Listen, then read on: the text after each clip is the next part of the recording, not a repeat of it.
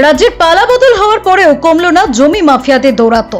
এ রাজ্যের পালাবদল হতেই দেখা গেল হুগলি জেলার পান্ডুয়া ব্লকের ক্ষীরকুন্ডি নিয়ালা নামাজ গ্রাম পঞ্চায়েত এলাকায় বালিপাড়ার রাস্তায় পাশে খালের ওপর একটি অবৈধ নির্মাণ। সূত্রের খবর, পান্ডুয়ার কলিপুকুর গ্রামের সৌরভ ও তার সহপাঠীদের নিয়ে এই নির্মাণ করেছে।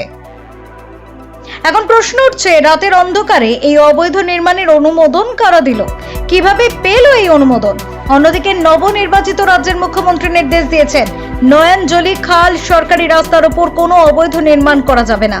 তাহলে কি সরকারকে বুড়ো আঙুল দেখিয়ে চলছে এই কাজ? অথচ ঢিলছোড়া দূরত্বে গ্রাম পঞ্চায়েত কার্যালয় কুন্ডি নিয়ালা নামাজ গ্রাম পঞ্চায়েতের প্রধানের কাছে এই নির্মাণ সম্পর্কে কোনো উত্তর পাওয়া যায়নি। তবে পান্ডুয়া ইরিগেশন সেকশনের পক্ষ থেকে অনুমতি চাইলে কোনোরূপ অনুমতি দেয়নি এই অবৈধ কাজের জন্য, এমনটাই জানানো হয়েছে।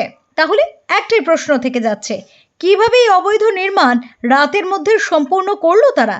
কে বা কারা এর মধ্যে জড়িত, এখন সেটাই দেখার। ইরিগেশন সেকশনের আধিকারিক কি বলছেন শোনা যাক।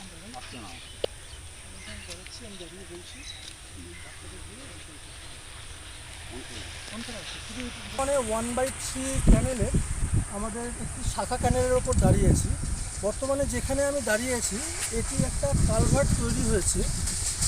আমাদের কাছে খবর এসছে যে কালভার্টটা সম্পূর্ণভাবে অবৈধভাবে তৈরি হচ্ছে।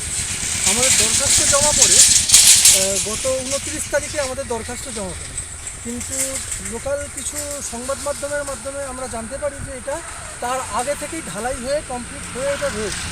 এই কালভার্টটি সম্পূর্ণরূপে বেআইনি।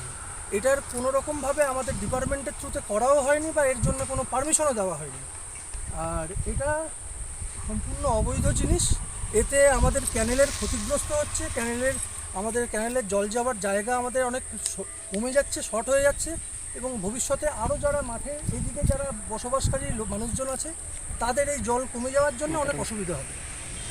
ক্যানেল হচ্ছে বা হয়েছে, এই ব্রিজটা সরকারি অনুমতি না পাওয়ার এখানে মানে তৈরি করা উচিত নয়, তাদের অনুমতি দরকার। এটা খাল বলছে, সেই খালের উপর তো ব্রিজ করতে গেলে সরকার করবে, কিন্তু পাবলিক লোক কি করে করতে পারে? কি এটা করতে পারে না। এটা কি অবৈধ বলে মনে করছেন?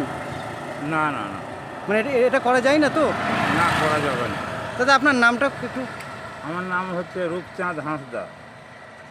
অন্যায়ভাবেই এরা করছে, কিন্তু কাউকে না বলে এইরকমভাবে চ্যানেলের। এটা কি সরকারিভাবে হচ্ছে না কোনো পাবলিক লোক করছে? পাবলিকভাবে এইভাবে এরা এটা কি করতে পারে? না, এটা করতে পারে না। আপনার বাড়ি কোথায়? আমার বাড়ি নামছিল।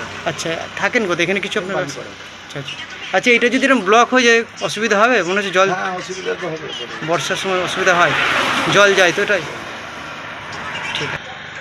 দাদা আপনার এখানটা দেখছি জায়গা আমি দেখি কাল থেকে, আমি দুজনকে জিজ্ঞেস করলাম যে এটা কি হয়েছে, বললে এই জায়গাটা বিক্রি আছে, এই জন্য এখান থেকে ও রাস্তা বের করবে, ওই জায়গা না গিয়ে কর্তা। এটা কোনো পাবলিক লোক করছে না সরকারি ভাবে? না, পাবলিক লোক করছে, সরকারি লোক করিনি। এলাকার লোকেদের কিছু অসুবিধা হবে বলে মনে হচ্ছে? অসুবিধা তো এটা বুঝে গেলে তো ভবিষ্যতে জল পান্ডুয়া থেকে ক্যামেরায় নূর শিফার সঙ্গে পাবলিক রিপোর্ট, হ্যাঁ, আমার পাবলিক বাড়ি বাংলা।